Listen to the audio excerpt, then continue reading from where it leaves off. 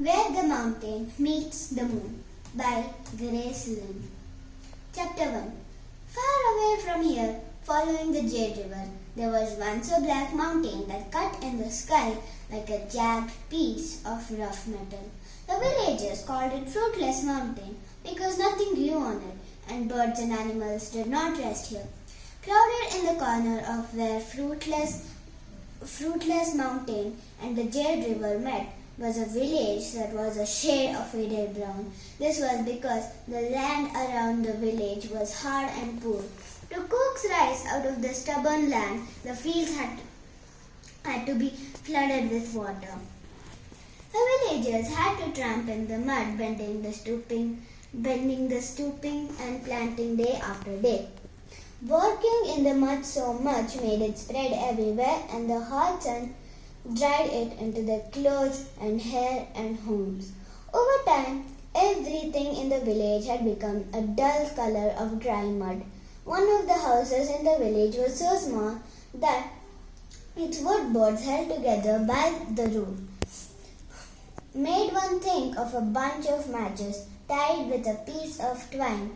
Inside there was barely enough room for 3 people to sit around the table, which was lucky because only 3 people lived there. One of them was a young girl called Mindy.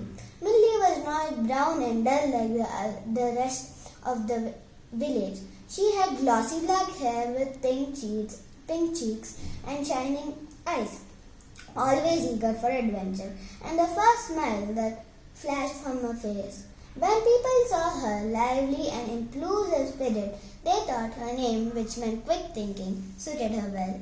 Too well, her mother sighed, as Mindy had a habit of quick acting as well. Ma sighed. A great deal, an impatient noisy usually accompanied with a frown at their rough clothes, run-down house, or meager food. Mindy could not remember a time when Ma did not sigh.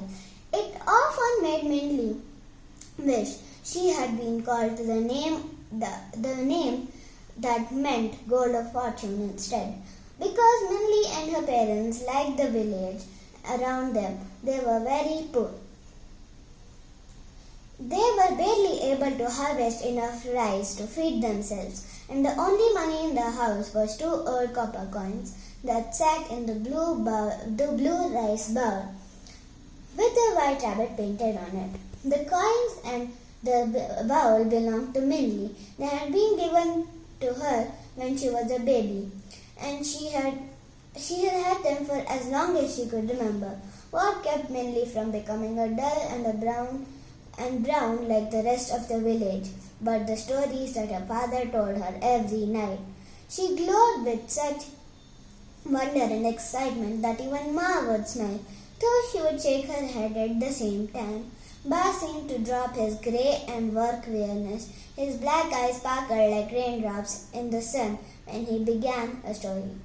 Ba, tell me the story about the fruitless mountain again, Mindy would say as her mother spooned their plain rice into bowls. Tell me again why nothing grows on it. Ah, Mindy's father said, you've heard this so many times, you know. Tell me again, Ba, Mindy begged. Please. Okay, he said, and he sat down. His chopsticks. His smile twinkled in a way that Mindy loved. The story of the fruitless mountain. Once there was no rivers on the earth. The jade dragon was in charge of the cloud.